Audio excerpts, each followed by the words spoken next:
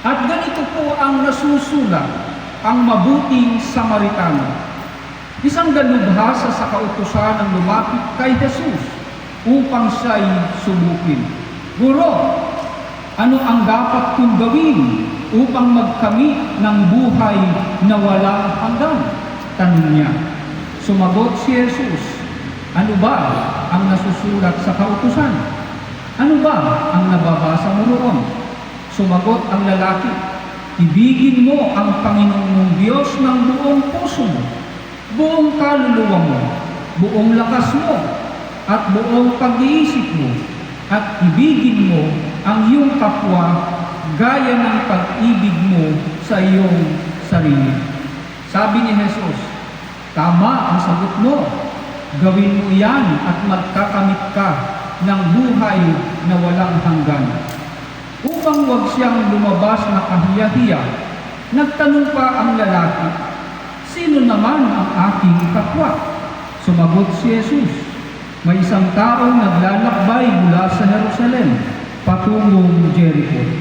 Hinarang siya ng mga tulisan, hinubaran, binugbog, at iniwang halos patay na. Nagkataong dumaan doon ang isang paring Hudyo. Nang makita ang taong nakahandusay, lumihis siya at nagpatuloy sa kanyang paglakad. Dumaan din ang isang Levita, ngunit nang makita niya ang taong binugbog, lumihis din ito at nagpatuloy sa kanyang paglakad. Ngunit may isang Samaritanong naglalakbay na napadaan doon. Nang makita niya ang biktima, siya ay naawa. Nilapitan niya ito. Binuhusan ng langis at alak ang mga sugat at binendahan. Pagkatapos, isinakay niya ang lalaki sa kanyang asno at dinala ito sa bahay panuluyan upang maalagaan siya doon. Kinabukasan, binigyan niya ng 2 salaking pilak ang namamahala ng bahay panuluyan at sinabi, alagaan mo siya. At kung higit pa riyan ang iyong magagastos, babayaran kita pagbalik ko.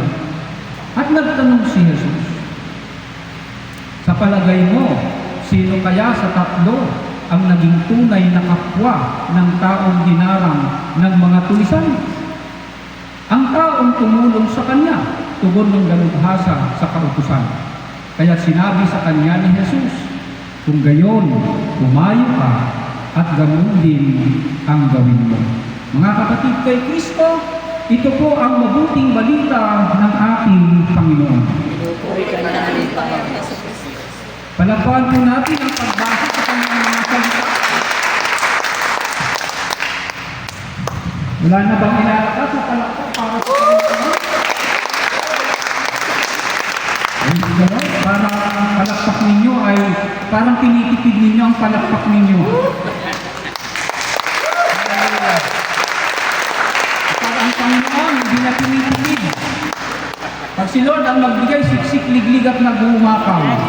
Amen? So, muli, magandang gabi po sa ating lahat. At ganun din sa mga nanonood, sa mga kayo naroon, magandang gabi po sa inyong lahat. At sa inyong pinaupuan, ano man ang inyong ginagawa, huwag po ninyong papatayin ang iyong panonood sapagkat ako'y naniniwala na kayo ay aabutin ng ating Panginoon. Amen? So, tayo ngayon ay dadako sa ating pag-aaralan. Excuse me. So, dito po sa ating binasa, nakita po natin itong kwentong ito dito po sa Luke chapter 10, verse 25 hanggang verse 7. Ang kwento ay tungkol po sa mabuting Samaritano. So, ngayon ang tanong dito, sino ako? Sabi rito mga kapatid. Kilala niyo ba kung sino kayo? Wala na akong kausap. Okay. So, ating isa-isa.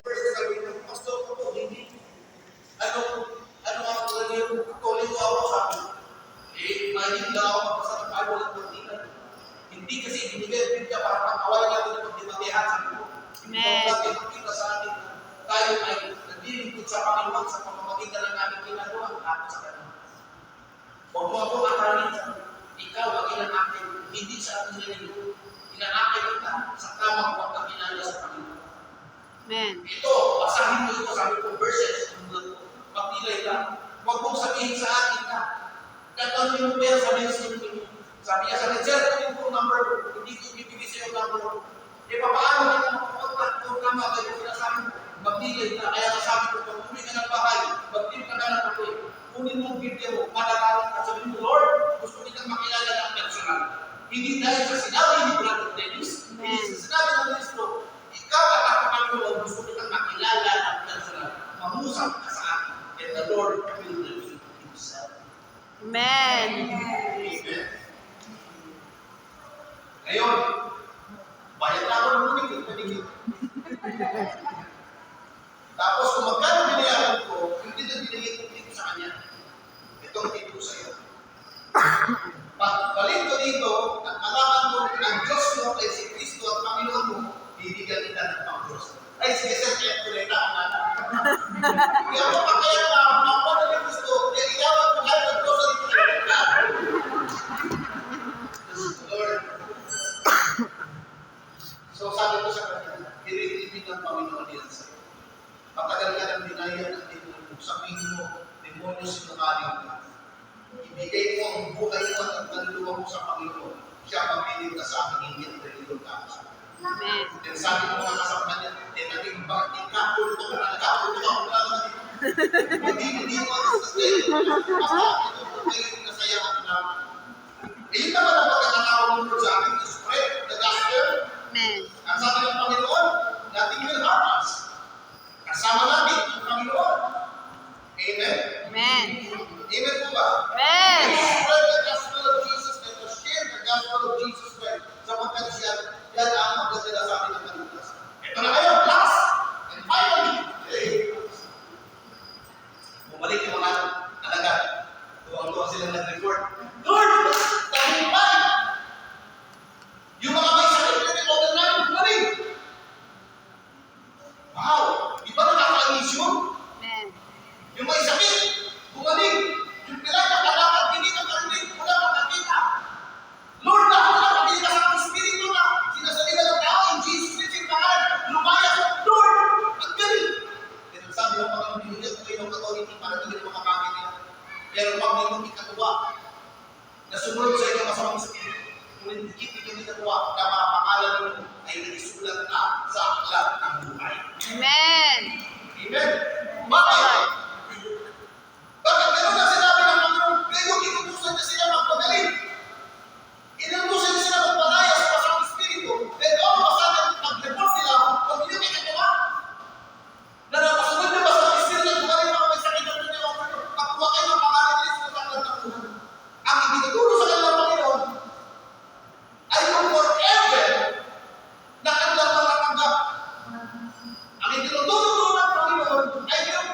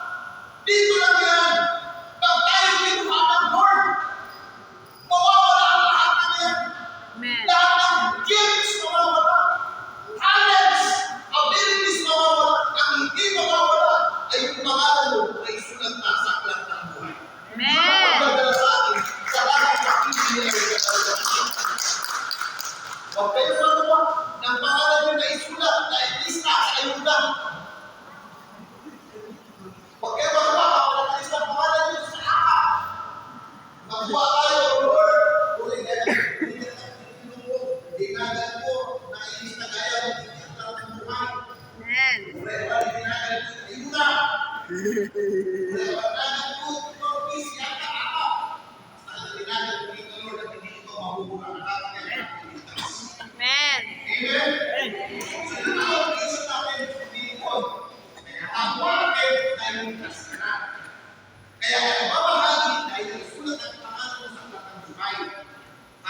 Amen. Kaya ka nag-preach ng doon. Kaya sumasawa tayo doon. Kaya hindi kayo dapat magsawa. Amen? Amen. Amen po ba? Ang naniniwala ko ang hapon ay gagawin ng Diyos sa mga kumay. Amen. Praise the Lord. Handa ba kayo tumanggap ang biyaya ng Panginoon? Amen. Hello? Handa ba kayo tumanggap ang biyaya ng Lord? Amen. Biyaya ng Holy Spirit? Amen. Hallelujah. Inimbitan ko lahat po kayo. Alam niyo, may nararamdaman ng Holy Spirit. Ang kautusan, brothers and sisters. Kasi ito yung kanilang paniniwala na kapag nagawa nila unay sa buhay nila, ang kautusan ay maliligtas. Brothers and sisters in Christ, ito ngayon ang tanong dito sa verse 27 na isinagot ng lawyer kay Jesus. Nang sabi ni Jesus, tama ang sagot mo. Ang tanong dito, mga kapatid, na isa sa buhay na banal na gagawa pa natin, meron na bang nakagawa ng utos na ito? Itaas ang kamay yung nakagawa ng utos na ito na ibigin ang Diyos ng buong puso, buong kaluluwa, buong lakas, buong pag-iisip. At pangalawa, ibigin mo yung kapag-gaya ng pag-ibig mo sa iyong sarili. Muli akong magtatanong, meron ba sa inyo na nakagagawa nito?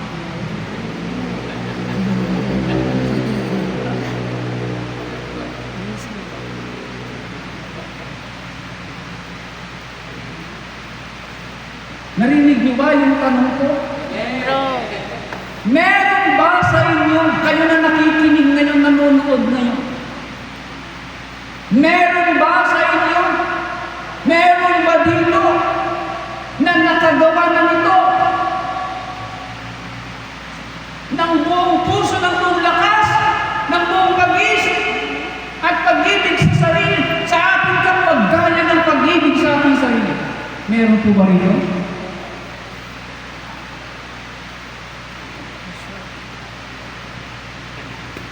Kung meron, mga kapatid, patatayuan ko ng rebulto. Wala pa rin nakagagawa nito, mga kapatid. Wala pa rin nakagagawa yung mga bagay na ito.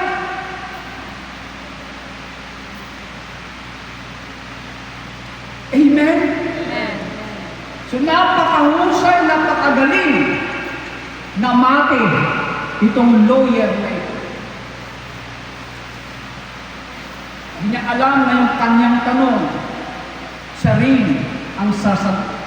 Kasi alam na, nakahanda na, alam na niya kung ano yung sagot doon sa tanong, mga kapatid.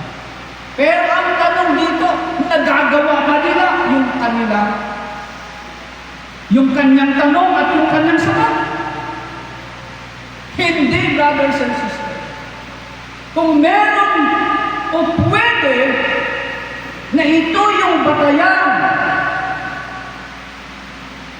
para tayo magkamit ng buhay na walang hanggan, kung ito ang magiging batayan para maligtas tayo, mga kapatid, kay Kristo, na ibigin ang Panginoong Diyos ng buong puso, ng buong lakas, ng buong kaluluwa at ng buong pag-iisip, ay hindi na kailangan bumaba si Jesus para tayo ay iligtas.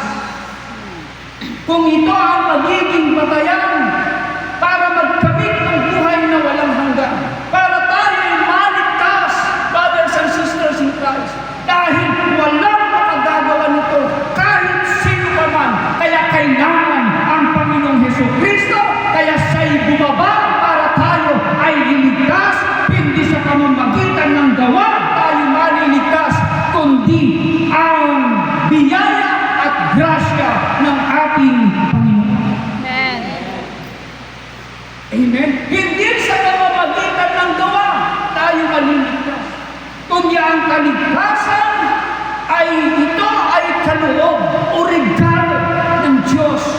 kapatid. Alam ni Jesus na hindi natin kayang gawin itong dalawang utos na ito, mga kapatid. Kaya siya ay sinugo ng Ama. Bumaba si Jesus, brothers and sisters, upang tayo ay iligtas.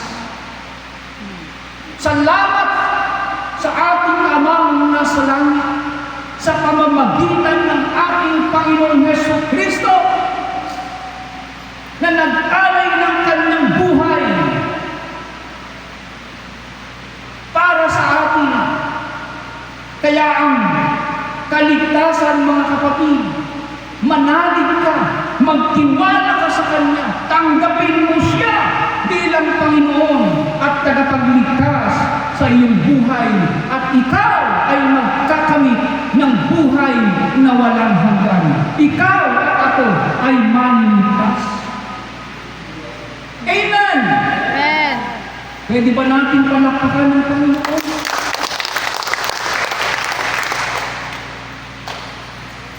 So ano bang nangyari dito, mga kapatid? Tingnan po natin ang senaryo.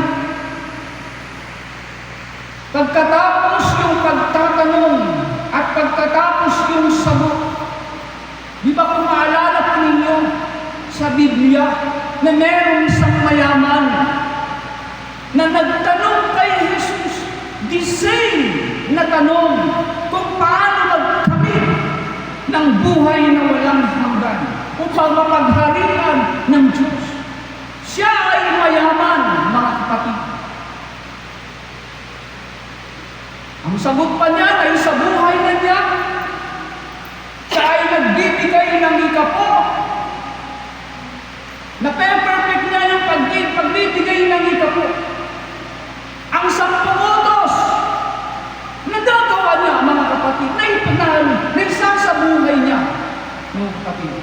Pero anong sabi po ng Panginoon, isa pang bagay ang hindi mo pa nagagawa para ikaw ay magkamit ng buhay na walang hanggan, para ikaw ay maligtas, para ikaw ay pagarian ng Diyos. Ang sabi ng Panginoon sa kanya, humayo ka, ipagbili mo ang iyong ari-arian at ibigay, ipamahagi sa mga dukha. At nung marinig, mga kapatid, itong mayaman ito,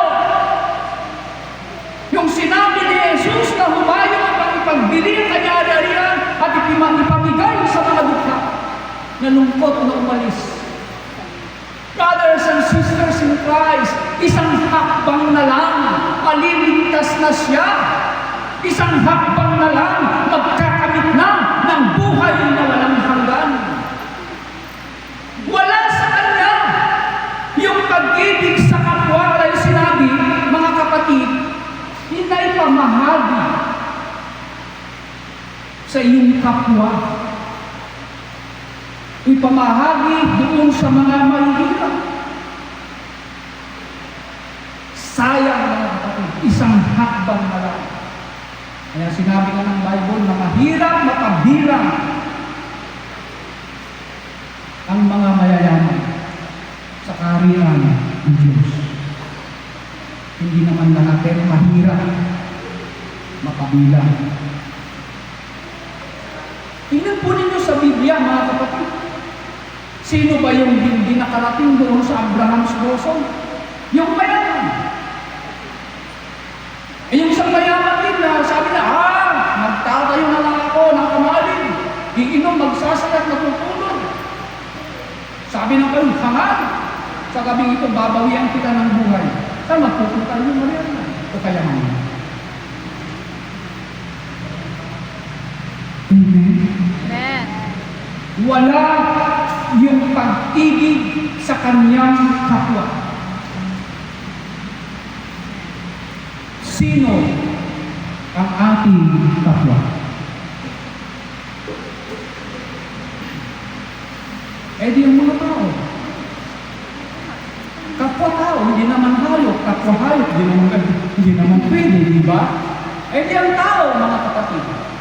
Kapwa-tao. Kaya ibigin mo ang iyong kapwa gaya ng iyong sarili. Kapwa-tao, naka-address sa kapwa-tao. Hindi na sinabi na ibigin mo ang iyong mga nagmamahal lang sa iyo, mga umiibig lamang sa iyo, ang mga kaibigan mo, mga kakilala mo. Ang ibigin mo, walang sinabi ng ganoon, kundi general, mga kapatid, kapwa-tao, kaaway mo man. Kaya sabi, ibigin mo ang iyong kaaway. Kapwa natin ang ating kaaway, mga kapatid. Amen?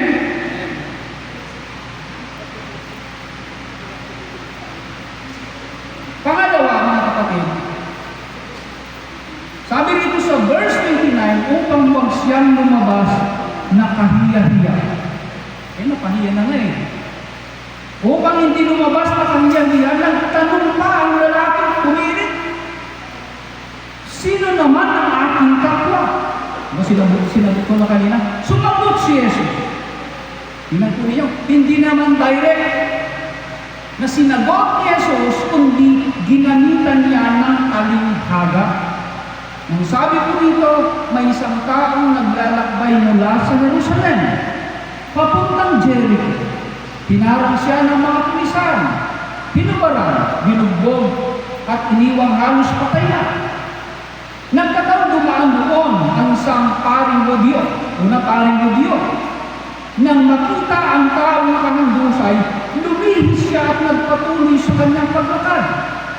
Dumaan din ang isang Levita.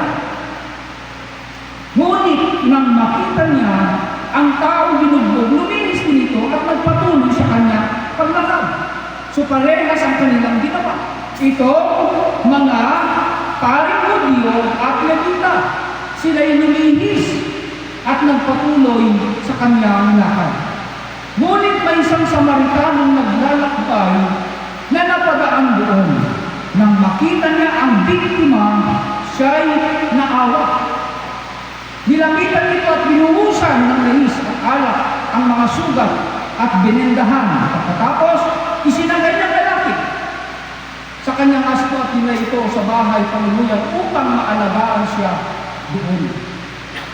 So nakikita po natin, mga kapatid, itong tatlong karakter ng tao ito.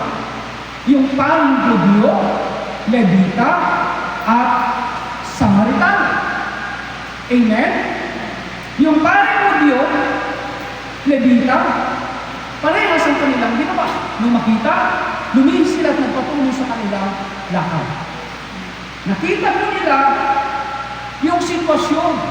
Katulad yung nagpatuto kanina na mahirap ang kasasaan. So mahirap ang kanyang kasasaan.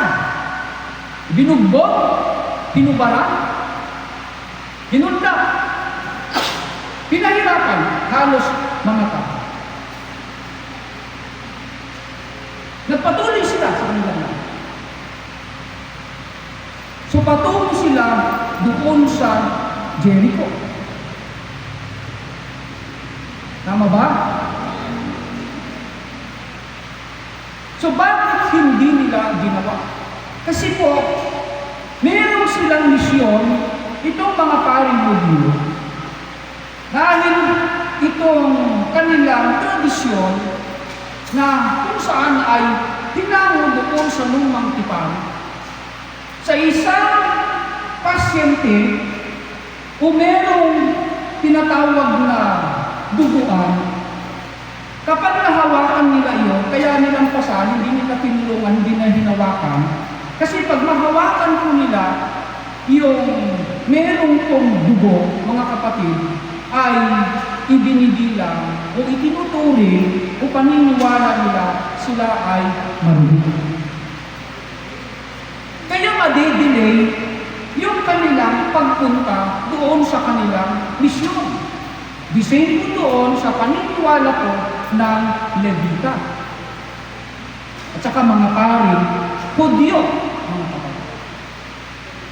Kaya gano'n yung kanilang ginawa kasi magkakaroon ulit ng seremonya kapag ginawa nila dahil yun ang kanilang paniniwala. Kapag nahawakan po nila, iyon ay ibibilang o tutuhin at sila ay magiging marumi. So ngayon dumaan ang isang Samaritanong naglalakbay na napadaan doon. So nang makita niya ang biktima, siya yung naawa. So marami dito sa ating kapanahunan na pag nakita po natin ang ating kapwa na mahirap ang kanyang kasasaan, ang kanyang kalagayan o sitwasyon, sinasabi natin, nakakaawa naman, kawawa naman.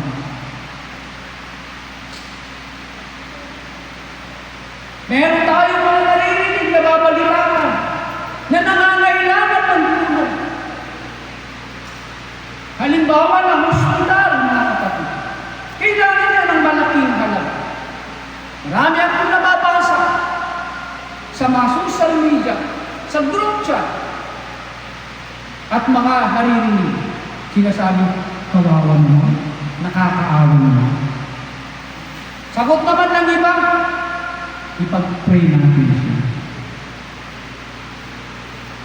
Yes, mahalaga ang panalangin.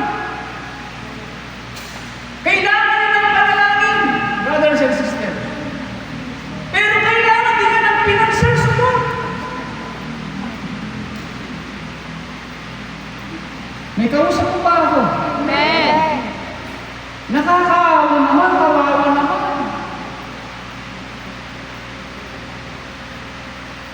Kailangan na meron kong kalaking na gawa. Kailangan na meron kong gawa, kailangan na meron hakbang. Kaya may naramdaman mo ang pagkaawa sa kanya.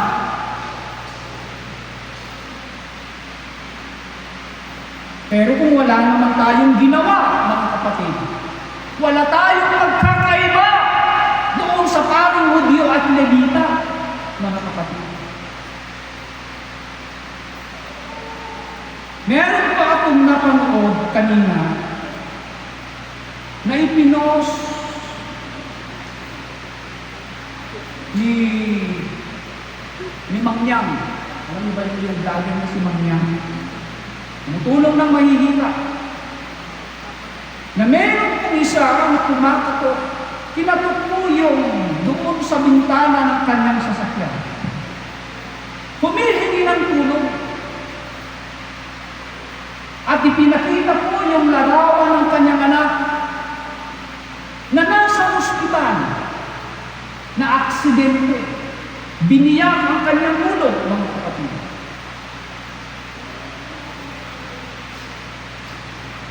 Malaking halaga ang kanyang pangangailangan. Milyon ang bill nila sa hospital, kaya hindi sila makalabas-labas. Kaya ang nanay na ito, ginawa niya ang lahat ng paraan. Nag-house to house. Sino mang makasalubong, sino mang makausap, humihingi ng tulong. At alam po ninyo, sabi po na isang nananami ng tricycle, pati yung kanyang cellphone na kanyang hawak-hawak, ay sinasangla niya ng 3,000.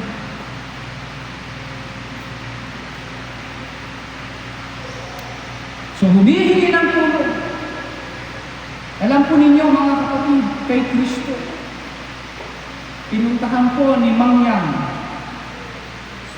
yung vlogger na doon sa ospital. Totoo nga mga kapatid, na nandoon sa ospital. Kaya sabi ko, kumakatok sa pintuan ng puso ng lahat ng mga makakapanood. Sa kunting halaga, sa piso-piso kapag ito'y naipon, ay malaking tulong o malaking bagay. Amen?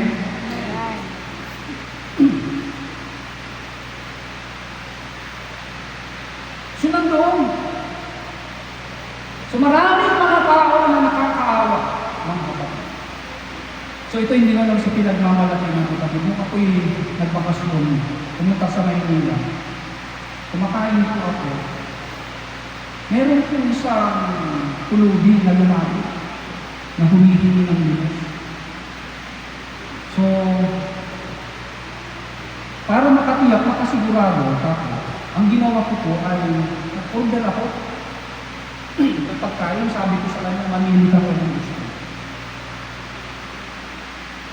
So, namili ng kanyang pagkain. Hindi manili ka ng gusto mong ulam. Alam ko ninyo, ang pinili lang niya, sabaw ng sinigang. Yun lang ang ulam niya, saka fried rice.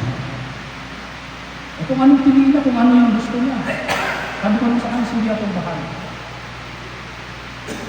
Alam po ninyo, brothers and sisters, nung makita ko siya, naawa ako.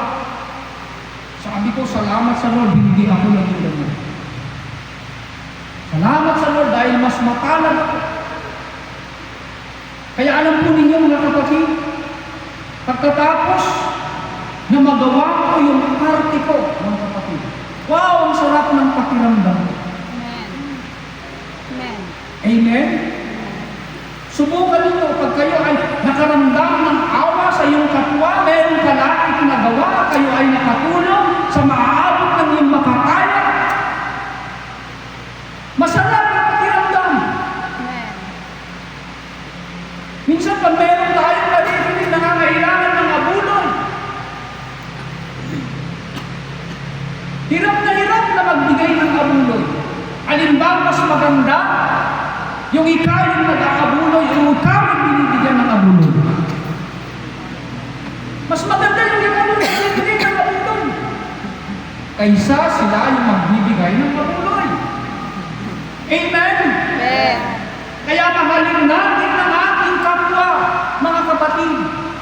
Hindi man natin kapananampalataya, hindi man natin kaano-ano, hindi man natin kaibigan, basta ang ating kapwa.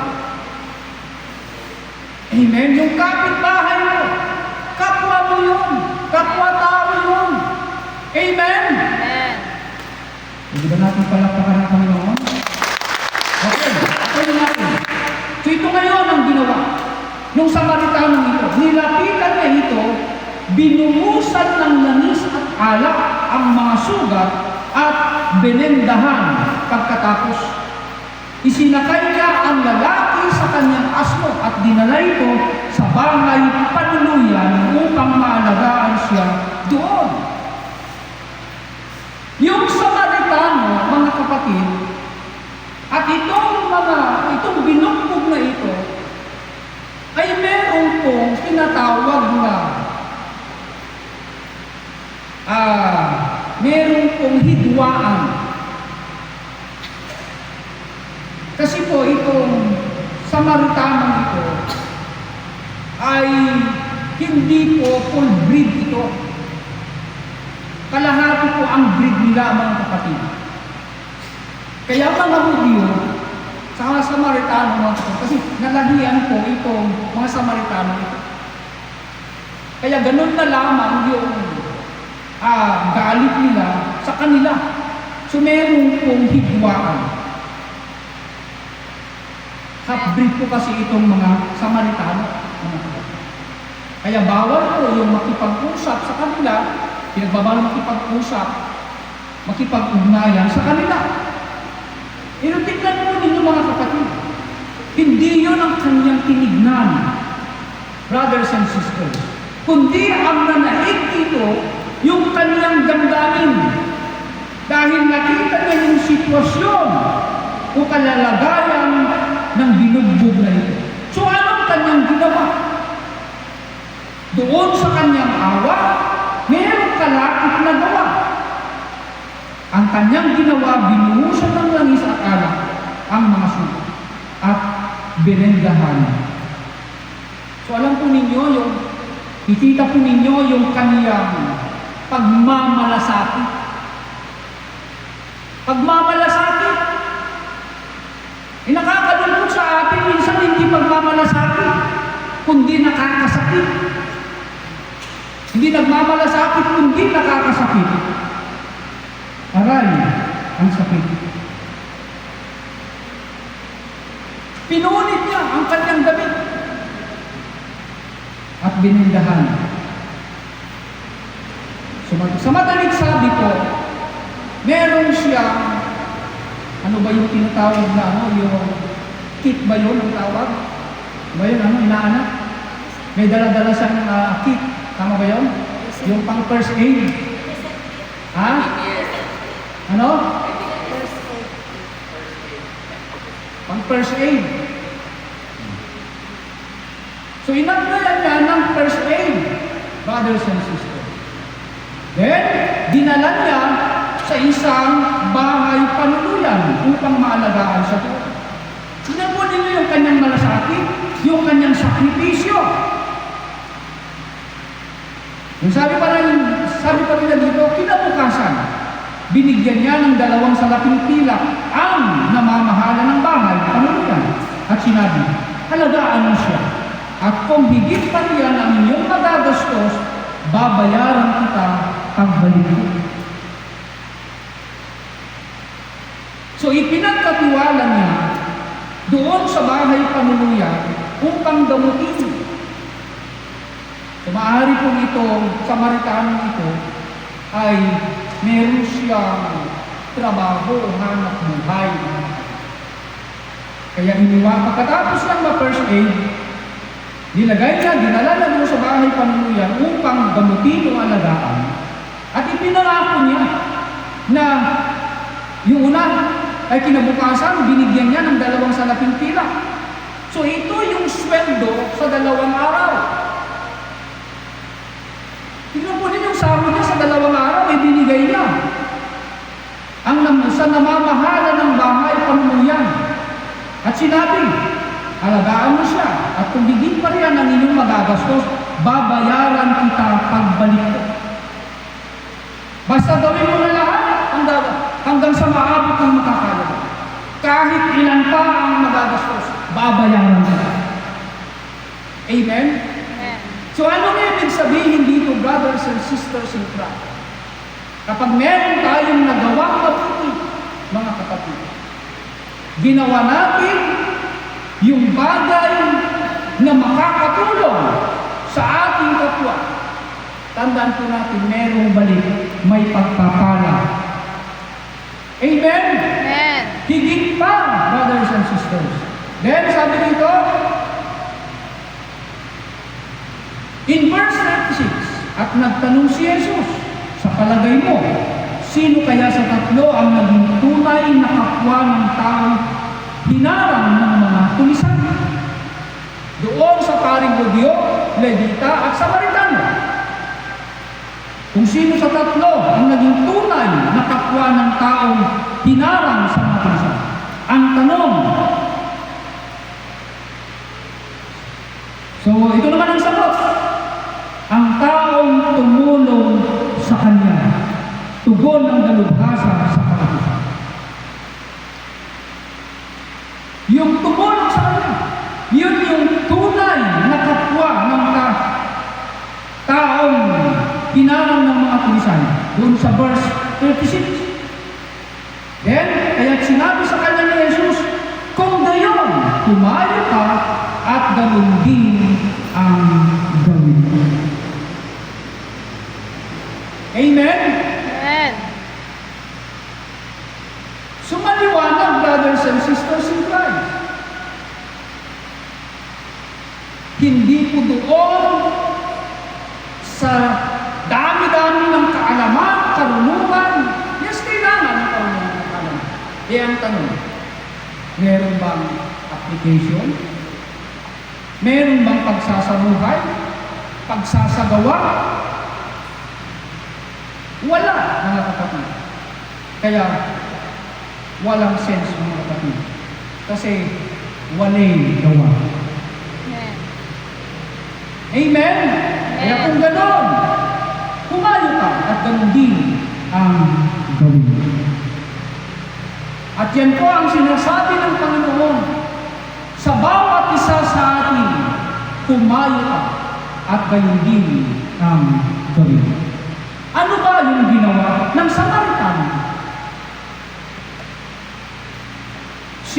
ay naawa, nagmalasakit, tinulungan, kasama yung sakripisyo. Ang kanyang bulsa, sinakripisyo niya. Pati buhay na, mga kapatid.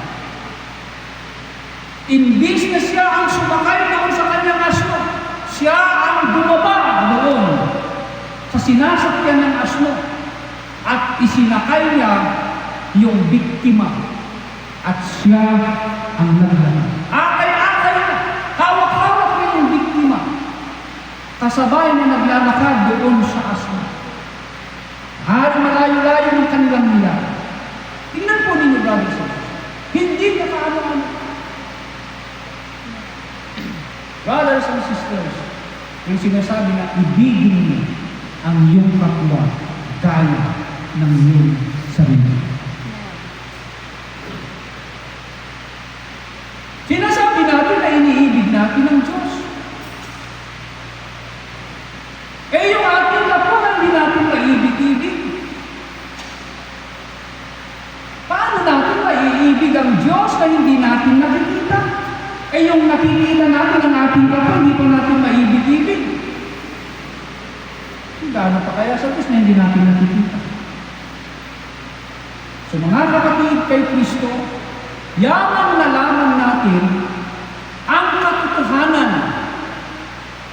Mga kapatid, sabi po ng Galatians, chapter 6, verse 10, kaya nga, sabi po, basta may pagkakataon ay gumawa tayo ng mabuti sa lahat ng tao, lalo sa mga kapatid natin sa pananampalataya. Sabi po sa ibang translation, huwag kayong magsawa o samantalahin ang pagkakataon na gumawa ng mabuti sa ating kapwa. Samantalahin ang pagkakataon. Ibig sabihin, huwag mo nang palampasin. Sabi pa niya na magpakasipag kayo. Huwag kayong magsawa na gumawa ng mabuti sa iyong kapwa. Yan ang alam natin, di nasasayang. Pagdating ng araw tayo ay pag-aari ng sagana kung hindi tayo magsasawa. Ito yung dapat na hindi natin pagsawaan. Ito yung dapat na hindi natin kapaguran, mga kapatid. Tapat ang Diyos na nangaral. May nakakakita man o wala, mga kapatid.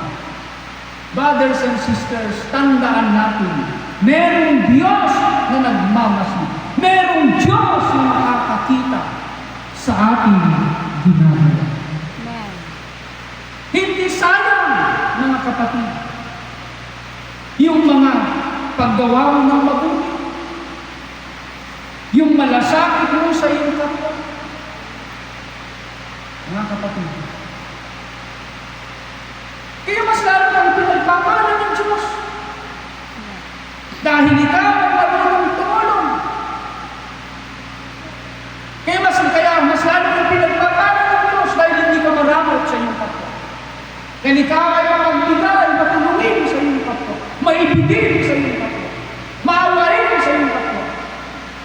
Kaya maraming biyayang dumarating sa iyo. The more na bukas ang ating kamay, the more na bukas ang ating kamay, brothers and sisters, nananatiling bukas ang pintuan ng langit at ibinubuhos ang sagana pag-ibig. Kaya bawat area ng ating buhay ay pagpapalain ng Diyos. Amen. Dahil nakita ni Lord na ikaw ay mapagkakatiwalaan. Nakita ni Lord na yung mga bagay na pinagkakalog sa iyo, mga biyaya na binibigay ng Diyos sa iyo, ay maraming nakikinabang. Ikaw ay nagiging daluyan ng pagpapala. Gawin mo yan. Humayo ka at gawin mo. Sabi ko ng banal na kasulatan. Amen.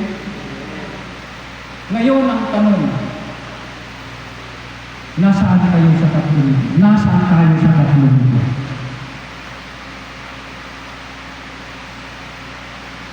ang tanong na ito. Katulad dito sa nagtanong, doon sa kanyang tanong, hindi niya alam. Ay, yung kanyang tanong, alam niya ang kanyang sagot.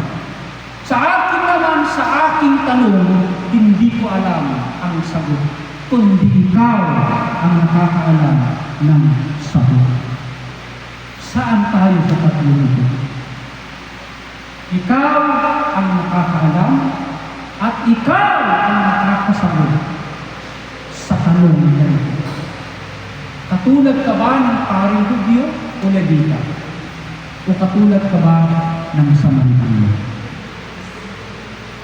Brothers and sisters in Christ, kung dito po tayo sa tatlong ito, ipagpatuloy na. Dahil yan ang nararapat at yan ang hinahanap ng Diyos. Ang Diyos po ang magpara po sa kanyang mga salita. Tayo po ay magsikay.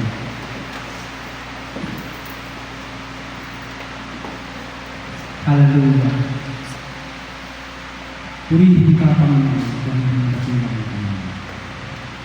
Tunay nga, O Diyos, na napakahirap. Huwag kami ang buhay na gano'n.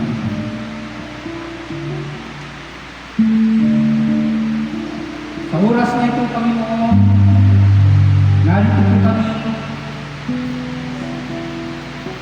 Kinikilala namin ang aming sarili.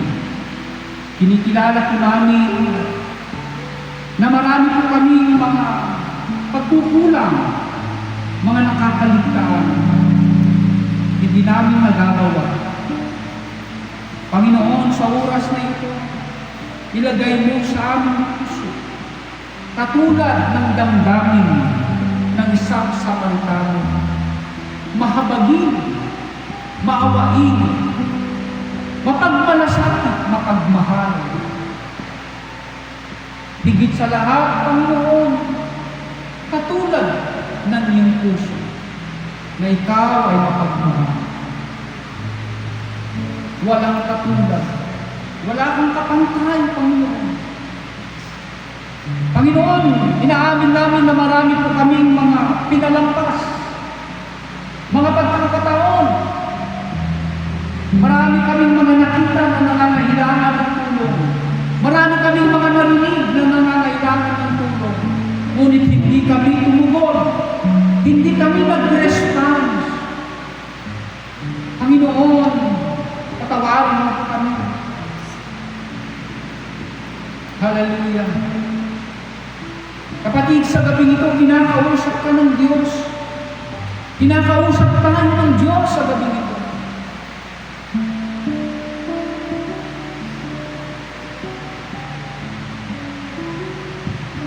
Kapatid, mapalad ka, mapalad po tayo. Dahil tayo ay nakakilala sa Panginoon.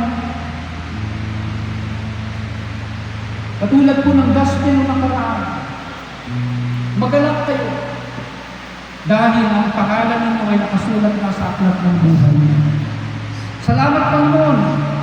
Kami ligtas na. Dahil nakasulat na ang aming pangalan sa aklat ng buhay. O Diyos na mapagpala,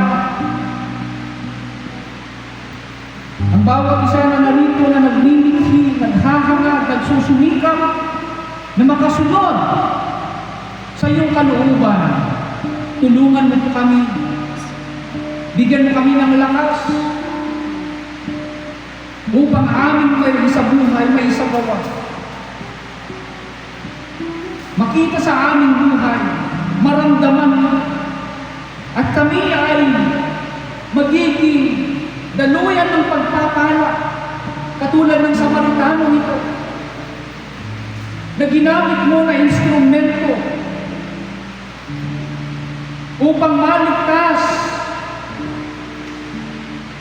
ang biktima na ito, upang mapagamot ang biktima na ito. Panginoon,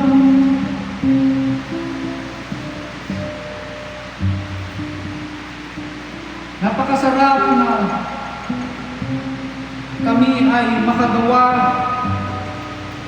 ng bagay na ikaw ang naitataas.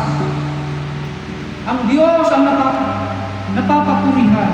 Ang Diyos ang napaparangalan. Ang Diyos ang naitataas tuwing ang kanyang mga anak ay naging daluyan ng pagpapala at naging instrumento sa ating kapwa. Hallelujah. Panginoon, gamitin mo po ang bawat isa na narito ngayon. Sa pangalan ni Jesus. Ganun din po, Diyos, ang laman ng kanilang mga puso. Hangarin ang bawat isa. Maging kagalingan sa mga sakit na ramdaman. Alutasan sa mga problema at mga suliranin. Sa pangalan ni Jesus, tanggapin ninyo ang pangako ng Diyos. Ayon sa iyong paniniwala at pananampalataya ay mangyayari sa iyo. Tanggapin ninyo ang pagpapala ng Diyos. Tanggapin ninyo ang pagpapagaling ng Diyos sa pangalan ni Jesus. Lord, sa pangalan ni Jesus, dalangin ko ang bawat isa. Katulad ng aming kapatid kanina na nagpapito, na ginamit mo, Panginoon, upang makalaya ang kanilang ipinanalangin sa kadiliman. Panginoon, gamitin mo ang kanilang mga kamay. Gamitin mo ang kanilang buhay, Panginoon, upang maraming makakilala sa iyo sa pangalan ni Jesus. Tanggapin ninyo ang kapangyarihan ng Diyos. Tanggapin ninyo ang kaloob ng Diyos in the name of Jesus. Salamat po ng marami. Salamat sa mabuting balita na aming tinanggap ngayon. At binabalik po namin sa iyo. Lahat ng kapulit pasasalamat ay tayo sa iyo lamang. Sa pangalan ng Ama, Anak, ng Espiritu Santo. Amen. Amen. Amen. God bless po rin lahat. Masarap ng ating mga prayer request, mga bagay-bagay na gusto natin itaas sa Panginoon.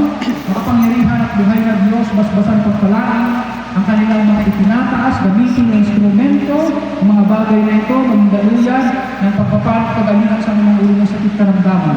Kung dito, Panginoon, ang kanilang mga prayer request at ang mga hindi nakapagsulat, Panginoon, nababatid at nalalaman mo ang laman ng kanilang puso at isipan. Amin ang inaangkin ang katubunan ng aming mga panalangin. At narito kalapit ang kanilang mga handog kaloob bilang pasasalamat sa iyo, Panginoon. Palayan mo rin ng Diyos ang kanilang mga butirin, mga pananim, mga hanap buhay.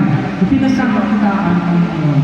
Pagyamanin palaguin ang lahat nito upang patuloy na maranasan ang iyong pangako, Panginoon. Palayan at ipisin mo ng pag-ibig at magmamahal na lahat ng mga manggagawa sa lugar mo, mga awit sa pangalan ni Jesus. Maging ang mga lihim na sumusuporta financially dito sa gawain nito. I-bless mo namin ang bawat area ng kanilang buhay sa pangalan ni Jesus. Natas mo po natin ang Paris Priest dito sa Ruhas. Para sa kanyang kalakasan at kalusugan, Panginoon, maging kanyang mga katuwang, mga kasama ay patuloy na ingatan. Panginoon, sa aming pag-uwi, langin po namin na gawin ganap ang aming daraanan at kami makauwi na ligtas at mapayapa sa aming tahanan. Sa pangalan ni Jesus, ang lahat ng ito ay aming dalangin. Sa pangalan ng Ama, Anak, ng Espiritu Santo. Amen and Amen. God bless po sa inyong lahat. Tayo, salamat po.